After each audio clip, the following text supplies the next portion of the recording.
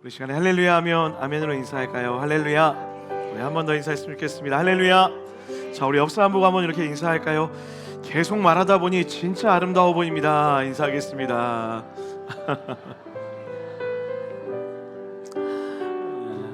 어제 한 집사님께서 이른 아침 모여 함께 청소하는데 저에게 와서 이렇게 얘기하시더라고요. 목사님, 주일마다 목사님 옆 사람 보고 너무 아름답다, 무슨 무기징역이다, 이렇게 말도 안 되는 이야기를 자꾸 시키셔서 처음엔 참 어색하고 이상했는데 시간이 지나면 지날수록 이상하게 아내가 아름다워 보이기 시작했습니다.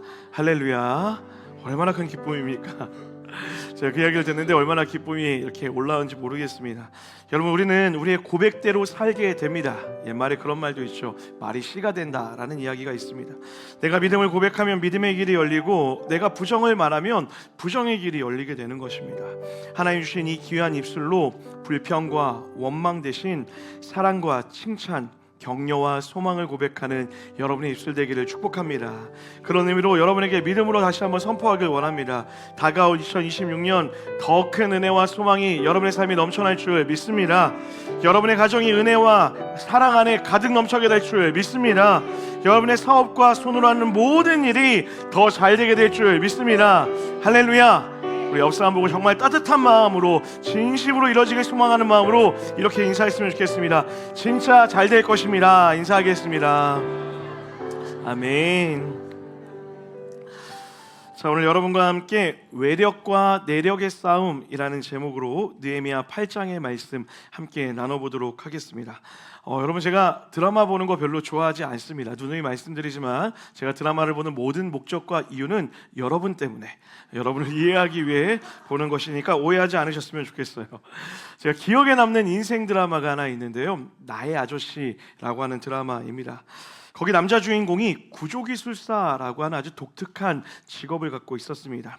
극 중에 이런 대사를 하는데 제가 한번 적어왔습니다. 모든 건물은 외력과 내력의 싸움이야. 바람, 하중, 진동, 있을 수 있는 모든 외력을 계산하고 따져서 그것보다 세게 내력을 설계하는 거야. 항상 외력보다 내력이 세야 해. 실제로 건축을 할 때 여러분 가장 중요하게 생각하는 것 중 하나가 바로 이 내력과 외력의 싸움이라고 이야기합니다. 바람, 하중, 진동과 같이 있을 수 있는 모든 외력의 힘을 계산하고 따져보아서 그것보다 세고 강하게 내력, 내부의 힘을 강하게 건설할 수 있어야만 건물이 안전하게 지켜준다라는 것이죠. 그러면서 이어서 남자 주인공이 이렇게 이야기하더라고요. 인생도 어떻게 보면 외력과 내력의 싸움이고 무슨 일이 있어도 내력이 세면 버티는 거야. 제가 이야기를 듣는데 무릎을 탁 하고 쳤습니다. 삶도 마찬가지라는 거죠. 우리의 삶을 뒤흔들어 놓을 수 없는 수없이 많은 외력이 존재하고 있습니다. 때로는 사업의 어려움, 자녀의 교육의 문제, 부모와의 갈등, 관계의 어려움, 내면의 상처까지 누구에게나 찾아올 수 있는 수없이 많은 외력이 존재한다라는 거죠. 그럼에도 불구하고 인생의 외력을 이겨내는 힘은 바로 그 내면의 힘, 내력이 단단히 서 있을 때에 어떤 외력에도 굳건히 서서 삶을 살아갈 수 있다라는 것이죠.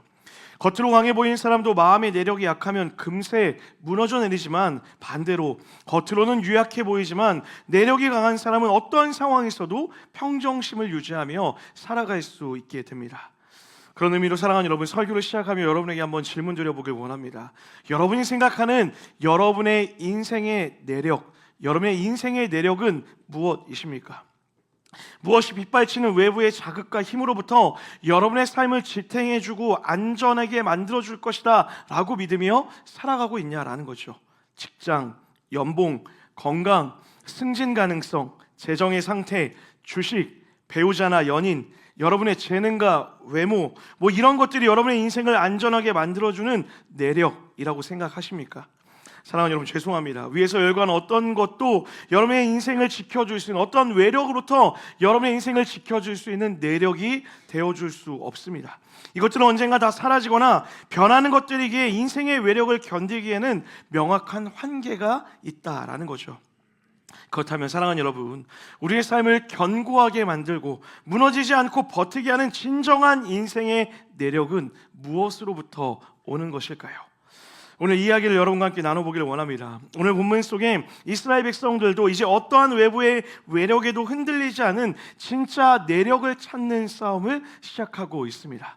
여러분, 오늘 우리가 읽었던 느헤미야 8장은 느헤미야의 모든 것을 통틀어서 가장 하이라이트라고 말할 수 있는 가장 아름다운 본문 중에 하나입니다. 성벽이 완성되었고 그 완성된 이후에 진짜 이스라엘 백성들이 그 인생의 내력을 찾아가는 너무나 아름다운 이야기죠. 자, 우리 본문 1절 말씀을 다 같이 한번 읽어보도록 하겠습니다. 1절입니다. 시작. 이스라엘 자손이 일곱째 달에 이르러 모든 백성이 일제히 수므낫 광장에 모여 학사 에스라에게 여호와께서 이스라엘에게 명령하신 말씀드렸던 것처럼 이제 드디어 성벽이 완성되었습니다. 무려 52일이라는 기적과 같은 단시간에 성벽이 완성되어진 것이죠. 우리가 그동안 살펴보았지만 이 시기가 절대로 평탄치 않았습니다. 수없이 많은 외부의 조롱과 내부의 분열, 그 모든 공격을 견디어서 성벽이 완성된 것이죠. 생각해보면 시간이 빨랐다라는 것은 그만큼 집중했다라는 의미이기도 하고 더불어 피로감도 아마 평소보다 몇 배는 더했을 것입니다. 그렇게 성벽 공사를 마친 사람들은 각자의 고향, 집으로 돌아갔을 거예요. 자, 그런데 여러분, 오늘 1절을 보면 일곱째 달에 이르러 백성들이 다시 예루살렘으로 모여들었다라고 이렇게 기록하고 있어요. 시간상으로 계산해 보면요, 집으로 돌아간 지 단 5일 만에 다시 예루살렘으로 사람들이 모여들고 있었다라는 거예요. 물론 개인 차이가 있긴 했겠지만 멀리 살았던 사람들의 경우는요, 짐을 풀고 다시 채비하는 시간을 빼면 채 3일 남짓 치지도 못하고 다시 예루살렘으로 돌아왔다라는 거죠. 그들의 그 피로감을 뒤로하고 다시 5일 만에 예루살렘에 모인 이유와 목적은 무엇일까요? 특별히 우리가 주목해봐야 될 단어가 하나 나오는데요, 바로 일제히라고 하는 단어였습니다. 여러분, 이 단어를 원어로 해석해보면 한 사람같이 한 마음으로 라는 단어예요. 다시 말해 누구나 할 것 없이 한 마음과 한 뜻으로 다시 예루살렘으로 발걸음을 옮겼다라는 거예요. 이상하죠? 도대체 이들이 피로감을 뒤로한 채 다시 그 예루살렘으로 돌아오게 만드는 그 한 마음, 한 뜻은 무엇이었을까요? 그 대답이 3절에 나와 있습니다. 우리 3절 말씀을 다 같이 한번 읽어보겠습니다. 시작. 수므낫 광장에서 새벽부터 정오까지 모든 사람 앞에서 읽음에 뭇 백성이 그 율법책에 귀를 기울였는데, 그들이 모인 이유는 아주 명확했습니다. 무엇 때문입니까? 하나님의 말씀을 듣기 위함이었다라고 이렇게 이야기해요. 여러분, 근데 오늘 본문이 참 놀라운 것은요, 구약 성경 어디를 봐도 백성들이 먼저 하나님의 말씀을 듣기를 청하였다라는 구절을 찾아볼 수가 없습니다. 그런데 우리가 읽었던 2절과 3절을 보면 백성들이 먼저 누구를 찾습니까? 에스라를 찾는 거예요. 무엇하라고요? 그 구약의 말씀을 가지고 와서 우리에게 그 말씀을 들려달라고 누가 요청합니까?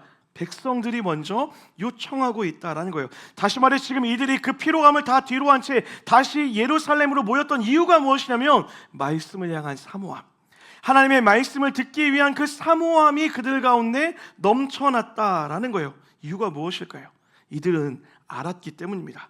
예루살렘 성이 망하고 성벽이 무너졌다라는 것은요, 그 성이 견고하지 않았기 때문도 아니고 그들이 그들의 삶을 최선 다해 살지 않았던 것도 아니었고 전략이 부족해서도 아니었다라는 것을 그들이 이미 알고 있었다라는 거예요. 성벽의 문제가 아니었다라는 거죠. 여러분, 세상적 기준에서 그들의 외벽은 완벽했죠.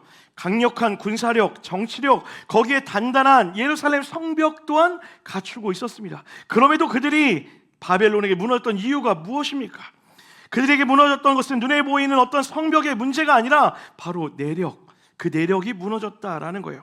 그들이 하나님의 말씀을 잃어버렸기 때문에, 하나님과의 바른 관계를 벗어났기 때문이라는 것을 그들이 캐치하고 알았다라는 거죠. 그래서 눈에 보이는 성벽이 완성된 이후에 진짜 필요하다 여겼던 인생의 내력을 회복하기 위하여 지금 예루살렘으로 달려오고 있다라는 거예요. 지금 이들은 52일 만에 세워진 성벽보다 더 중요한 것, 바로 이들을 지켜줄 진정한 내력, 하나님과의 바른 관계의 회복을 위하여서 예루살렘을 향하여 한 마음과 한 뜻으로 달려오고 있었다라는 거예요. 이런 이들의 마음을 너무나 잘 대변하는 구절이 시편 127편에 나오고 있습니다. 다 같이 한번 화면 보며 고백해 보도록 하겠습니다. 시작. 세우는 자의 수고가 헛되며 여호와께서 성을 지키지 아니하시면 파수꾼의 깨어 있음이 헛되도다. 할렐루야. 지금 그들은 알았던 거예요. 그리고 우리는 이것을 깨달아야 됩니다. 느헤미야의 핵심은요, 성벽이 세워지는 것이 아니라, 눈에 보이는 성벽이 아니라 마음의 성벽, 내력을 쌓는 일, 다시 말해 하나님과의 바른 관계의 회복이 가장 중요하다는 것을 깨달을 수 있어야 된다는 거예요. 우리 화면 보면서 다 같이 한번 고백하며 읽어보도록 하겠습니다. 인생의 내력은, 시작. 인생의 내력은, 우리 동의하시면 크게 아멘 합시다. 눈에 보이는 성벽보다 더 중요한 것은 바로 하나님이라는 그 인생의 내력, 하나님으로 세워주는 인생의 내벽이 세워져야 된다라는 거죠. 여러분, 인생의 진정한 내력은 오직 하나님과 바른 관계에서 시작됩니다. 인생의 해답을 하나님 앞에서 발견할 때에 우리의 내력이 강력해진다라는 거죠. 때로는 하나님께서 이 발견을 위해 우리 인생의 외벽을 하나 둘씩 걷어가시거나 무너뜨리실 때도 있습니다. 우리가 의존하고 붙들고 있는 인생의 외벽을 흔드시는 거죠. 관계가 흔들리고, 건강이 흔들리고, 재정이 흔들립니다. 내 마음의 상태가 흔들릴 때가 있습니다. 사랑하는 여러분, 그런 순간 바로 그때 우리가 붙잡아야 될 것이 무엇입니까? 무너지고 소멸될 것 위에서 영원한 근원 대신 하나님을 발견할 수 있어야 된다는 거예요. 평안의 근원, 소망의 근원, 안전의 근원, 인생의 모든 것의 근원 대신 바로 하나님, 우리 삶의 유일한 근원 대신 하나님을 붙잡을 때만 우리의 인생의 내벽, 인생의 내력이 단단히 세워질 수 있다라는 거예요.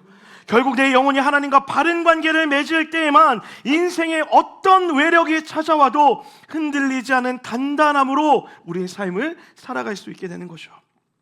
사랑하는 여러분, 저는 여러분과 제가 하나님과 바른 관계를 통해 어떤 외력에도 흔들리지 않은 내적인 능력, 내력을 갖게 되기를 주님의 이름으로 간절히 축복합니다. 자, 그렇다면 하나님과의 바른 관계와 말씀을 내 인생의 내력을 삼기 위해 우리는 어떤 삶을 살아가야 되는 걸까요? 세 가지로 한번 살펴보길 원합니다. 먼저 첫 번째입니다. 따라합시다. 귀를 고정하라. 자, 우리 3절 말씀 다 같이 한번 읽어볼게요. 3절입니다. 시작. 수문학 광장에서 새벽부터 정오까지 남자나 여자나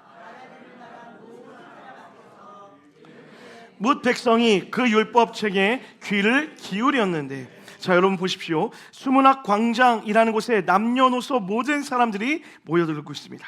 그리고 학사 에스라가 말씀을 낭독하고 있어요. 요새 말로 하면 저와 같이 설교하고 있는 거예요. 그런데 언제부터 언제까지라고 여러분 기록되고 있습니까? 새벽부터 정오까지라고 이렇게 기록되어 있어요. 원어를 살펴보면 동이 트기 시작하면서부터, 그러니까 해가 뜨는 그 순간부터 말씀 낭독이 시작되고 있는 거예요. 여러분, 제가 계산해 보니 어렴풋해도 적어도 6시간에서 7시간 동안 설교하고 있는 거예요. 자, 저처럼 예화를 사용하거나 여러분이 잘 웃지 않으시면 재미난 이야기도 없이 그냥 말씀을 읽기만 하고 있었어요. 마치 이런 거죠. 제가 오늘 여러분에게 놀라운 소식 하나를 전하려고 합니다. 오늘 주보에도 나왔지만 내년에 신년 특세가 준비되어 있습니다. 여러분 기대되시죠? 기대되시길 소망합니다. 이번 특세는 제가 아주 의미 있는 시간으로 좀 보내보길 원해서 안승호 목사님과 기도하다가 이렇게 결정했어요. 새벽 5시 30분에 모여서 6시간 동안 제가 설교만 하겠습니다. 제가 설교를 준비하면서 이 예화를 할 때 여러분의 반응을 예상하긴 했는데 실제 마주하니 굉장히 참담하네요. 여러분 생각해 보세요. 제가 실제로 이 강단에 서서 어떤 예화도 들지 않고 어떤 재미있는 얘기도 하지 않고 7시간 동안 말씀만 읽는다 생각해 보십시오. 여러분, 저는 가끔 이런 생각해요. 제가 그렇게 설교하면 이 자리에 나만 남아있지 않을까. 모든 백성들이 근데 지금 뭐하고 있습니까? 귀를 율법책에 기울이고 있다라고 기록해요. 여러분, 제가 이 본문을 연구하다 보니까 놀라운 사실을 발견했는데요. 본문의 주어가 어디에 있는 줄 아십니까? 백성들이 아니에요. 백성들이 아니라 그들의 귀, 그들의 귀가 방금 읽었던 본문의 주어였다라는 거예요. 그들의 귀가 마치 율법책에 달라붙어 있었던 것처럼 말씀이 묘사하고 있다라는 거예요. 한마디로 말씀을 너무너무 사모해서 그들의 귀를 갖다 대고 경청하고 있다라고 본문이 이야기하고 있는 거죠. 한번 상상해 보십시오. 누가 로또 당첨 번호를 알고 있다라고 이야기해요. 그런데 딱 한 명, 이 중에 딱 한 명만 가르쳐 주겠다라고 이야기하고 안승은 목사님이 채택됐어요. 그리고 안승은 목사님 데리고 그 사람이 어느 방에 들어갔습니다. 자, 이때부터 질문 드려볼게요. 여러분은 어떻게 반응할까요? 1번, 나는 뽑히지 않았으니 깔끔히 포기하고 안승은 목사님에게 박수를 보낸다. 2번, 벽에 귀를 대고 어떻게든 번호를 들으려고 노력한다. 여러분 몇 번을 선택하시겠습니까? 1번, 누가 1번이라고 이렇게 거룩한 척을. 저라면 어떻게 했을까요? 저는 안승호 목사님과 더 친해질 거예요. 벽에 귀를 대고 어떻게든 하나라도 더 들으려고 하는 그런 마음이 있겠죠. 당연하겠죠. 여러분, 우리는 간절함이 있는 곳에 경청하게 되어 있습니다. 나의 간절함이 나의 눈을 장악하고 나의 귀를 지배하게 된다라는 거예요. 간절함이 있다라는 말은 곧 마음이 있다는 것이고요, 그것을 사랑한다라는 것까지 이야기할 수 있을 것 같아요. 사랑이 있으면 상대에 대해서 연구하기 시작합니다. 탐구하기 위해 주목하고 귀를 기울여요. 그러다 보면 그 상대에 대한 새로운 지식이 열려지게 된다라는 거죠. 오늘 백성들의 귀가 율법책에 붙은 것처럼 지금 7시간 말씀 앞에 집중할 수 있었다라는 것은 그들이 누구를 향한 간절함, 하나님을 향한 간절함이 있었다라는 거예요. 그것은 조금 더 원론적으로 이야기하면 하나님을 향한 간절한 사랑의 고백이 그들 안에 넘쳐나고 있었다라는 거죠. 그것이 그들의 귀를 말씀 앞으로 인도하고 있었다라는 거예요. 사랑하는 여러분, 저는 정말 우리 안에 이 마음이 회복되기를 간절히 소망합니다. 우리의 인생의 내력을 키우는 유일한 길은 하나님을 향한 갈망을 회복하는 거예요. 하나님을 향한 사랑이 날마다 커갈 때에만 우리의 인생의 내력이 단단해질 수 있다는 거죠. 사랑하는 여러분, 제 안에도 이런 타는 갈증과 같은 간절한 기도가 있습니다. 교회를 개척하고 3년차를 보내면서 기도할 때마다 간절히 구하는 제 마음의 기도가 있어요. 무엇일까요? 우리 한번 따라합시다. 하나님, 부흥을 허락하여 주십시오. 여러분, 부흥이 무엇일까요? 사람 수가 늘어나고 자리가 비좁아지고 큰 건물을 짓는 것이 부흥일까요? 아니요, 여러분, 이것은 부흥에 대해서 여러분이 반도 모르는 것입니다. 사랑하는 여러분, 기억하십시오. 부흥은 다시 살아나는 거예요. 무엇이요? 하나님이 아닌 다른 것들을 사랑했던 마음이 이제 하나님을 사랑하는 일에 전념하는 마음으로 다시 회복되어지는 것, 이것이 부흥일 줄 믿습니다. 내 삶이 하나님을 향한 타는 열망을 갖게 되어지는 것이요, 하나님을 더 알고 싶어서, 하나님을 더 많이 사랑하여서 내 귀가 하나님의 말씀이 있는 곳으로 기울어지고 하나님의 뜻이 있는 곳으로 내 삶이 걸어가게 되어지는 것, 그 간절함이 회복되어지는 것이 바로 부흥이라는 거예요.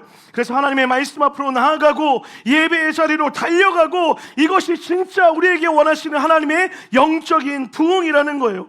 저는 여러분, 우리 교회가 수적으로 늘어나는 것을 바랄까요? 바라지 않을까요? 바라요. 당연하죠, 여러분. 안 바라지 않습니다. 그런데 여러분, 그냥 숫자만 늘어나는 그런 부흥을 바라지는 않는다라는 거예요. 제가 간절히 원하는 것은 무엇이냐면, 이 자리에 예배하는 자들이 모이는데 그냥 예배하는 자들이 모는 것이 아니라 타는 갈증으로요, 하나님을 알고 싶어서, 하나님을 예배하고 싶어서, 하나님을 보고 싶어서 내 귀가 하나님의 말씀으로 나아갈 수 있도록 간절한 소망을 가지고 나오는 영적인 부흥이 우리 이음동산교회 있기를 간절히 소망한다라는 거예요. 이 부흥이 넘쳐나게 되기를 주님의 이름으로 간절히 축복합니다. 얼마 전에 한 세 가족분을 신방했어요. 교회 등록하시고 이분이 새벽 예배도 나오고 수요일에도 항상 예배를 나오시는 거예요. 그리고 주일 예배도 꼭 앞에 나와서 예배를 너무나 잘 들으시는 거예요. 제가 속으로 당연히 이렇게 생각했습니다. 다른 교회에서 신앙생활 하시다가 이사 오셨나 보다 라는 생각을 가졌어요. 그런데 여러분, 신방을 가는데 정말 깜짝 놀랄 만한 이야기를 들었어요. 어렸을 적에 교회 가본 적 말고는 교회에 나와본 적이 없다라는 거예요. 그런데 이분이 한 번의 예배를 통하여서, 비비드러브를 통하여서 그때 하나님의 말씀을 듣고 그 말씀이 자신의 심령 가운데 깊게 다가왔대요. 그리고 그 순간부터 예배를 드리기 시작하는데요, 새벽에 나오고 수요일에도 나오고 교회에 무슨 행사가 있을 때면 꼭 나와야 되겠다는 마음이 들었다라는 거예요. 여러분, 무엇을 알아서가 아니에요. 더 정확히는요, 알고 싶어서예요. 배우고 싶고 깨닫고 싶고 경험하고 싶은 거예요. 무엇을요? 그 하나님을요. 그 하나님을 알고자 하는 열망이 그 안에서 일어나기 시작했다라는 거예요. 그러면서 저에게 어린아이와 같이 이야기하시더라고요. 목사님, 저 아무것도 몰라요. 목사님, 저 아무것도 몰라요. 그런데 알고 싶어요. 그래서 본인이 어떤 노력을 하냐라고 물어봤더니 좋은 말씀이 들리면 매일 적어보신대요. 그렇게 적다 보면 하나님의 말씀이 깨달아질까 싶어서 매일매일 적고 있다라는 거예요. 여러분, 이것이 부흥 아닙니까? 전 이것이 부흥이라 믿습니다. 여러분, 우리가 다시 한번 우리의 삶을 돌아볼 필요가 있어요. 우리가 그 세 가족보다도 더 못한 마음으로 오늘 예배드리고 있지 않습니까? 여러분 안에는 이런 갈망이 있으세요? 여러분 안에는 이런 영적인 갈망, 하나님을 향한 타는 갈망이 있으시냐라는 거예요. 여러분, 저는 소망합니다. 2025년을 지나 2026년 여러분의 영혼에 하나님을 향한 타는 갈망이 넘쳐나게 되기를 주님의 이름 간절히 축복합니다. 주님을 알고 싶어서, 주님을 보고 싶어서, 주님의 말씀이 듣고 싶어서 나아가시는 사랑하는 모든 성도들 되시기를 주님의 이름 간절히 축복합니다. 그런가 하면 하나님과의 바른 관계와 말씀을 내 인생의 내력을 삼기 위해 가져야 되는 두 번째 태도는 이것입니다. 따라합시다. 하나님을 경배하라. 우리 5절과 6절도 한번 읽어보겠습니다. 5절과 6절입니다. 시작.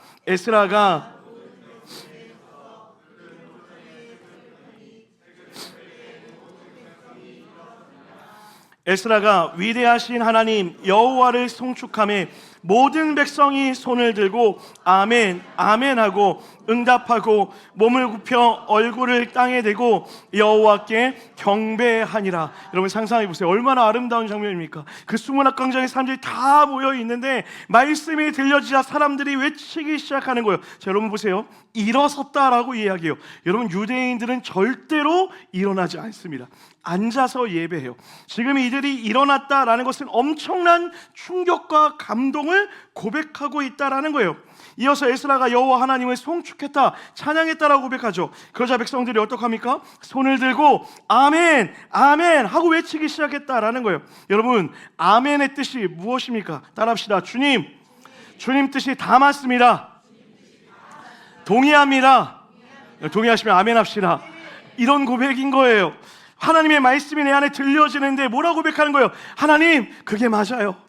하나님, 그 말씀이 맞아요. 하나님, 그 가르침에 동의합니다. 하나님, 내가 그대로 살겠습니다. 전적으로 내가 동의합니다. 아멘 아멘 아멘 하고 있다라는 거예요.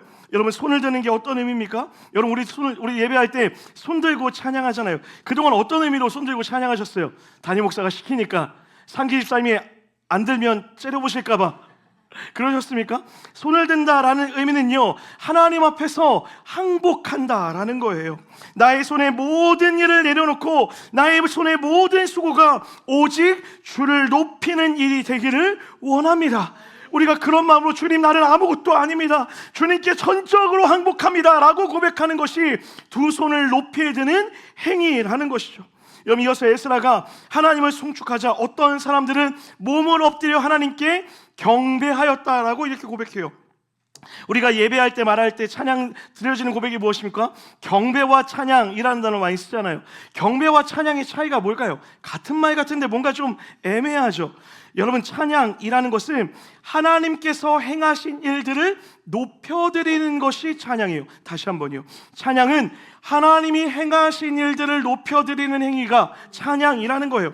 마치 왕이 전쟁에서 승리하고 개선문을 통과해 들어오면 백성들이 어떻게 합니까? 환호하죠. 그가 이겼다, 그가 승리했다, 그가 전쟁터에서 이런 놀라운 능력을 발휘했다라고 얘기하며 백성들이 박수치며 환호하잖아요. 이것이 바로 찬양한다라는 거예요. 그렇다면 경배는 무엇입니까? 여러분, 왕이 어디 앉습니까? 자기 보좌라는 곳에 앉죠. 그 대신들은 어디 앉습니까? 좌우에 앉는데 그냥 앉지 않아요. 온몸을 엎드려서 몸을 굽혀서 그 왕 주변에 앉아 있어요. 여러분, 영화나 드라마에서 아마들 많이 보셨을 거예요. 이렇게 경배는 왕이 어떠한 일을 행한 것과 상관없이, 이게 중요한 거예요. 왕이 어떠한 일을 행한 것과 상관없이 왕의 왕되심을 인정하는 행위가 경배라는 거예요. 당신이 나의 주군입니다. 당신은 완벽한 나의 왕이십니다. 자신을 낮추는 행위로 상대를 높이는 것, 그것이 바로 경배라는 거예요. 나는 아무것도 아닙니다, 당신 앞에 아무것도 할 수 없습니다 라고 내 존재를 낮춤으로 상대를 높이는 이것이 바로 경배라는 것이죠. 여러분, 예배의 최고의 행위가 그래서 경배라고 이야기하는 거예요. 하나님이 무엇을 주어서, 하나님이 무엇을 줄 것을 믿어서가 아니라, 따라합시다, 하나님을 하나님답게 여기는 마음, 이것이 경배의 시작일 줄 믿습니다. 하나님 그분 자체를 높여드리는 거예요. 하나님의 그분 자체를 찬양하는 것, 이것이 경배라는 거죠. 여러분, 우리 삶에 이런 태도가 있어야 돼요. 전 여러분이 하나님의 말씀에 귀만 갖다 대지 않기를 원합니다. 아멘. 하나님 그것이 맞습니다. 하나님 그 말씀에 동의합니다. 그 뜻대로 살겠습니다. 아멘. 아멘의 고백들이 여러분의 입술에 넘쳐나기를 축복합니다. 여러분, 손을 드세요. 저는 아무것도 할 수 없습니다. 하나님, 나는 아무것도 할 수 없습니다. 오직 주님만 높임 받아 주시고, 주님 내가 항복하오니 주님만 일하여 주시옵소서. 그 두 손을 높이 들고 찬양하시기를 축복합니다. 주님, 주님 한 분만으로 만족합니다. 주님, 주님이면 충분합니다. 당신이 나에게 무엇을 주어서도, 무엇을 주실 것을 알아서도 아니라, 그저 당신이 나의 아버지 되셔서, 당신이 나의 구원자이셔서, 그가 나의 창조주이어서 저는 그것으로 충분합니다. 할렐루야. 이 고백이 경배의 고백이라는 거예요. 사랑하는 여러분, 저는 오늘 이런 경배의 자세가 우리 예배에 넘쳐나게 되기를 주님의 이름 간절히 축복합니다. 그저 누군가 시켜서 아멘 하는 것이 아니라, 그저 누군가 요청하여서 두 손을 드는 것이 아니라, 하나님의 하나님 되심이 인정되어서, 하나님의 선하심이 고백되어져서, 그 신실하심과 그 위대하심과 광대하심과 전능하심이 내 안에 고백되어져서 두 손을 높이 들게 되어지고, 아멘으로 화답하여 주의 길을 내가 따라오겠습니다 라고 하는 그 믿음의 고백들이 넘쳐나는, 그 인생의 내력이 단단히 세워지는 사랑하는 님의 모든 성도들 되시기를 주님의 이름으로 간절히 축복합니다. 마지막으로 세 번째는 이것입니다. 따라합시다. 하나님을 즐거워해야 합니다. 자, 우리 9절 말씀도 다 같이 한번 읽어보겠습니다. 9절입니다. 시작.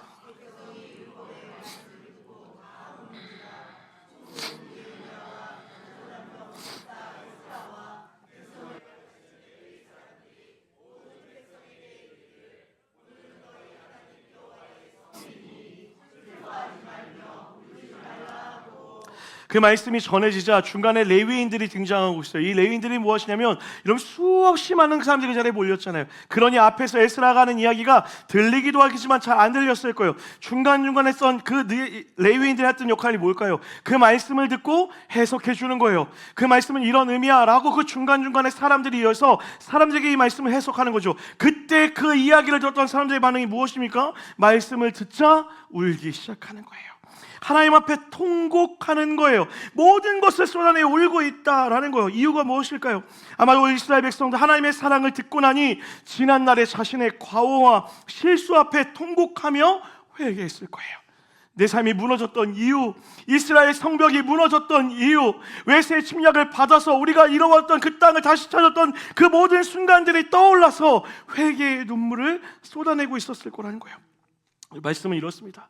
우리의 말씀이 우리에게 들려지면 우리를 위로하고 우리를 깨닫게 합니다. 여러분, 말씀은 이렇게 우리의 삶에서 해석되어져야 돼요. 말씀이 내 삶을 해석해낼 수 있도록 그 말씀을 내 삶 가운데로 갖고 들어갈 수 있어야 된다는 거예요. 오늘 말씀을 듣고 끝나는 것이 아니라 그 말씀이 들려질 때 내 삶에서 새로운 해석의 장이 열려나야 된다는 것이죠.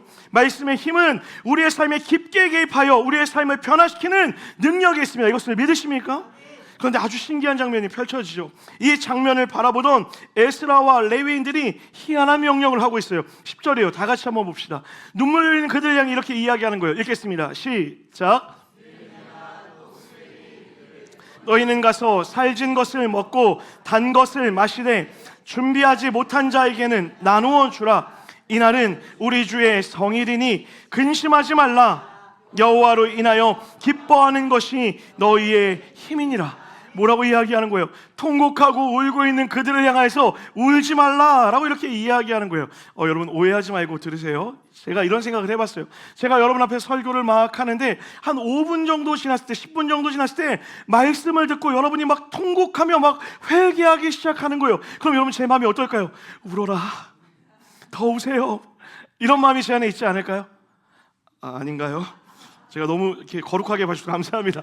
제 안에 그런 마음이 있을 거예요. 왜요? 말씀을 듣는 여러분이 뭔가 회복이 일어나는 것처럼 느껴지니까 계속해서 우세요. 울어도 괜찮습니다 라고 할 것 같아요. 그런데 뭐라고 이야기해요? 울지 말아라, 기뻐하라 라고 그렇게 이야기하는 거예요. 제가 이 본문을 묵상하다가 문득 떠올랐던 예화가 하나 있어요.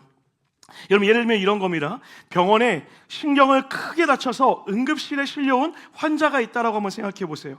주변의 가족들이 엄청 그 주변에 옆에서 걱정하겠죠, 염려하겠죠. 신경이 돌아오지 않으면 어떡할까라는 그런 염려를 가지고 그 병실 옆에 모여 있을 거예요. 그때 마침 의사가 왔습니다. 그리고는 주머니에서 이따만한 큰 바늘을 꺼내는 거예요. 엄지발가락이, 그러고 나서 그 환자의 엄지발가락에 그 바늘을 꾹 하고 찔러버렸습니다. 그랬더니 환자가 갑자기 쌍욕을 막 하면서 아이씨씨씨씨 막 이러면서 너무 아파 라고 하면서 소리를 막 치는 거예요. 근데 그 순간 주변에 있던 사람들이 박수를 쳐요. 다행이다. 이유가 뭘까요? 신경이 살아있으니까요.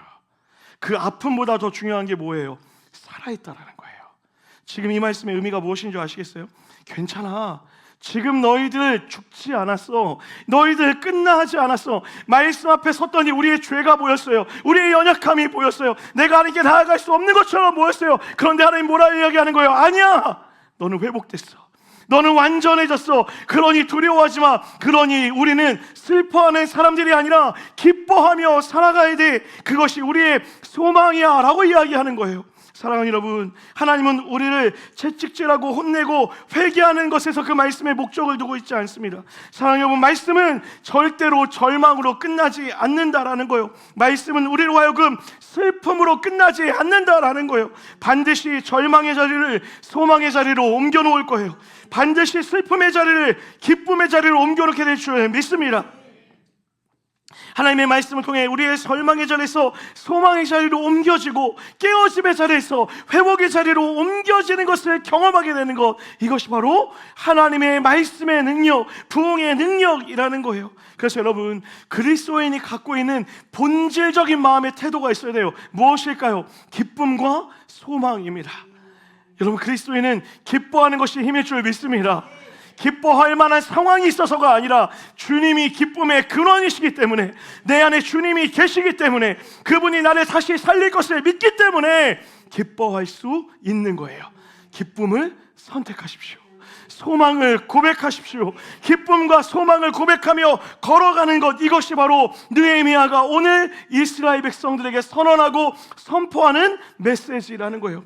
이런 고백이 있는 자들은 뭐라고 고백하는 거예요? 항상 기뻐하라. 할렐루야. 그래서 우리는 항상 기뻐할 수 있는 거예요.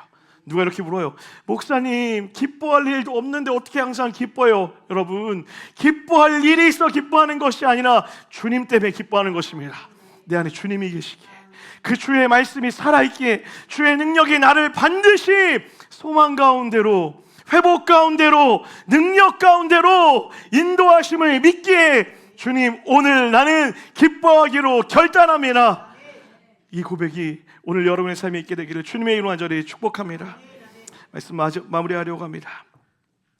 여러분, 오늘 본문에서 느헤미야와 에스라가 백성들에게 오늘은 여호와의 성일이니 슬퍼하지 말라, 울지 마라, 기뻐하라 라고 이야기하죠. 도대체 이날은 어떤 날이었을까요? 오늘 본문 2절을 보면 일곱째 달 초하루라고 이렇게 기록되어져 있어요. 자, 여러분, 이스라엘은 좀 독특한데요, 이스라엘 달력으로 7월 1일 이날을 나팔절이라고 이야기해요. 그리고 신기하게도 이스라엘은 이날이 새해입니다. 우린 1월 1일이 새해이지만 이스라엘의 새해는 7월 1일 나팔절, 이때가 새해라는 거예요. 지금 어떤 날인 거예요? 1월 1일 날 모인 거예요. 새해에 예루살렘 성벽에 모인 거예요. 여러분, 이게 얼마나 하나님의 아름다운 모습입니까? 새해가 시작되기 전에 하나님이 성벽을 완성시켜 주셨어요. 그리고 새해가 시작되자 그들이 그 성벽을 지어주신 하나님께 감사하는 것을 뛰어넘어 진정으로 고백해야 될 하나님 앞에 나와 예배로 그 삶을 시작하고 있는 거예요. 여러분, 이들의 삶을 돌아보십시오. 얼마나 절망적이었을까요? 포로로 살아갔던 그들의 삶, 어떤 모습이었을지 상상만 해도 우리는 얼마나 괴로웠을지 상상할 수 있어요.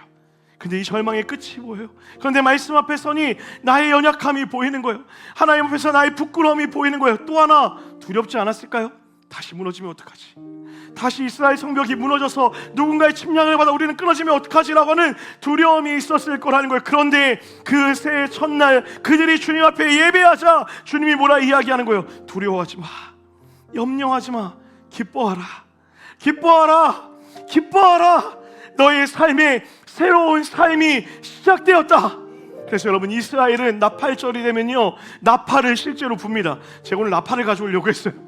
뿌 하고 이렇게 부는 거예요. 그것을 부면서 뭐라고 얘기하는 거예요? 이전 것은 지나갔으니 보라 새 것이 되었도다.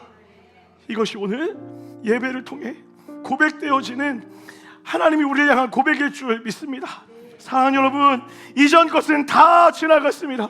여러분의 삶에 새 삶이 시작되었습니다. 그리고 그것은 어느 한순간에만 끝나는 것이 아니라 매일매일 우리의 삶에서 고백되어질 축복일 줄 믿습니다.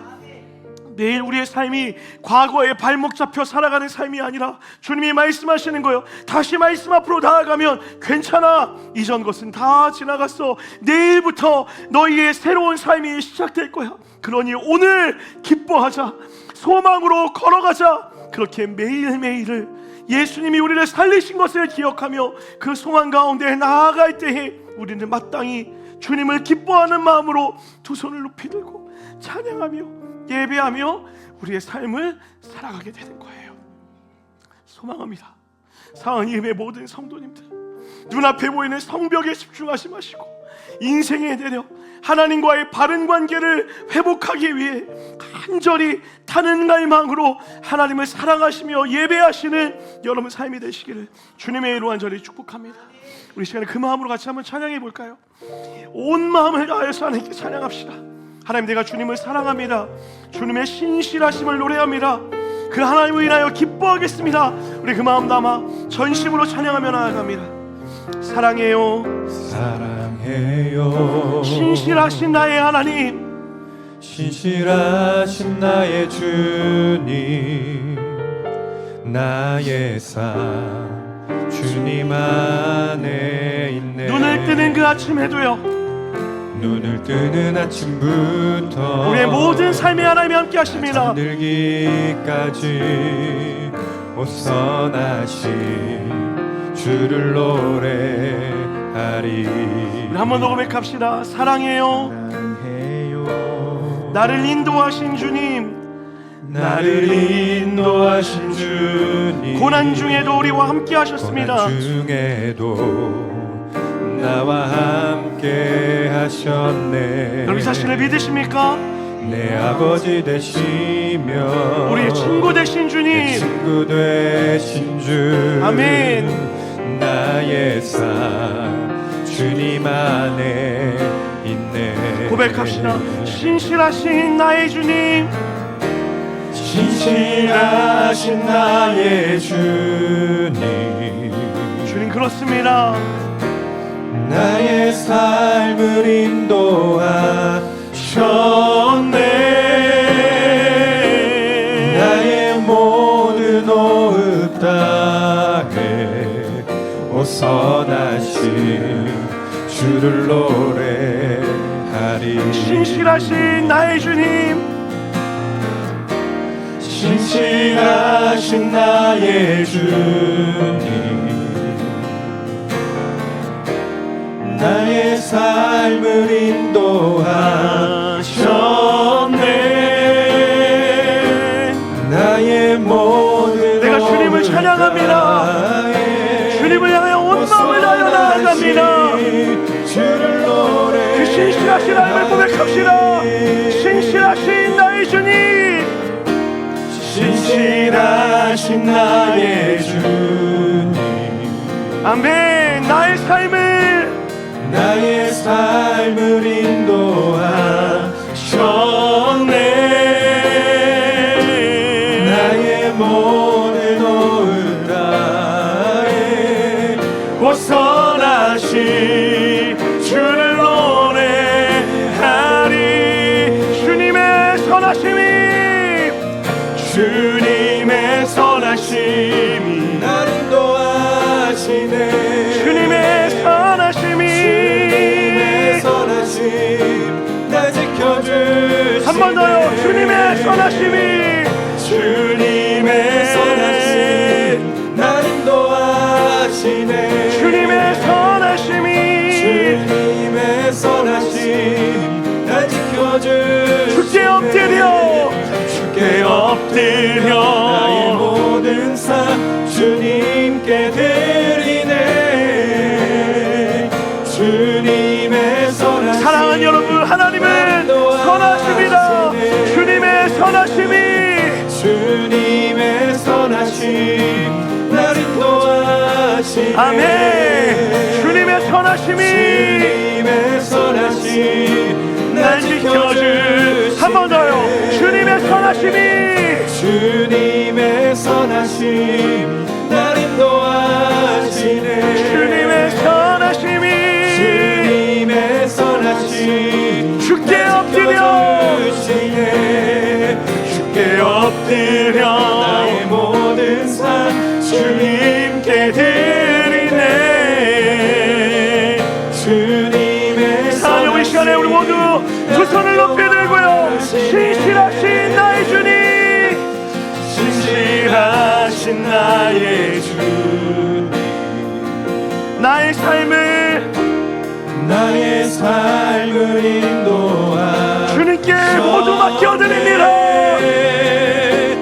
나의 모든 호흡 다해 호선하신 우리 한 번 더 고백합시다. 신실하신 나의 주님, 신실하신 나의 주님, 나의 삶이 주님 안에 있습니다. 나의 삶을 인도하셨네. 나의 모든 호흡 다 오선하신 주를 노래. 우리 목소리로 고백합시다. 신실하신 나의 주님, 신실하신 나의 주님, 나의 삶을 인도하셨네. 나의 모든 호흡 다해 호선하신 주를 노래하니. 기도합시다. 사랑하는 여러분, 그 타는 갈망을 가지고 오늘 예루살렘의 이스라엘 백성들이 모였던 그 마음으로 하나님, 내 전심을 다하여 하나님을 사랑하는 영적 부흥이 내 안에 넘쳐나게 하여 주시옵소서. 2026년 그저 하나님이 나에게 무엇을 주실까에 고민하는 삶이 아니라 하나님을 전심으로 사랑하는 나의 삶 되게 하여 주시옵소서. 우리 간절히 한번 기도할 때에 주의 이름 부르시고 기도합시다. 주님 찾습니다. 주여, 하나님의 마음을 다하여 간구하며 기도하며 나아가오니 나의 삶을 인도하셨네. 나의 모든 호흡 다 하나님만을 사랑하게 하여 주시옵시고 하나님을 기뻐하는 삶이 되게 하여 주시옵시고 전심으로 하나님을 예배하는 나의 삶 되게 하여 주시옵소서. 타는 갈망으로 하나님 앞에 달려나가 전심을 다한 예배를 드리게 하여 주시옵시고 내 삶에 행하신 하나님, 놀라운 은혜를 베푸신 하나님, 모든 것 주신 하나님, 하나님 인생의 어떤 외력에도 흔들리지 않는 내력을 키우며 살아가게 하여 주시옵소서. 주님을 예배합니다. 주님을 찬양합니다. 주님을 부르짖습니다. 주님을 향한 간절한 고망을 가지고 나아가오니 주님을 예배하게 하여 주시옵소서. 주님을 찬양하게 하여 주시옵소서. 내 모든 삶이 하나님을 향한 열망으로 나아가길 원하오니 주여 일하시고 역사하여 주시옵소서. 온전히 내 삶에 기쁨과 소망을 선포하며 나아가는 우리의 모든 삶 되게 하여 주시옵소서. 신실하신 나의 주님, 나의 삶을 인도하셨네.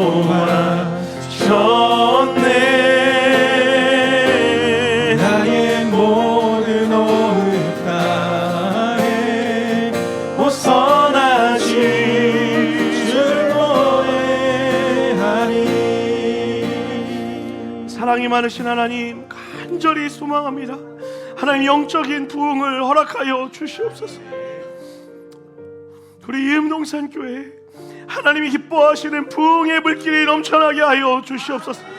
성도들이 하나님을 전심으로 사랑하여서 주의 말씀 앞에 달려나오게 하여 주시옵시고, 의식적인 예배를 드리는 것이 아니라 전심을 쏟아낼 수 있는 예배로 나아가는 예배자들이 넘쳐나게 하여 주시옵소서.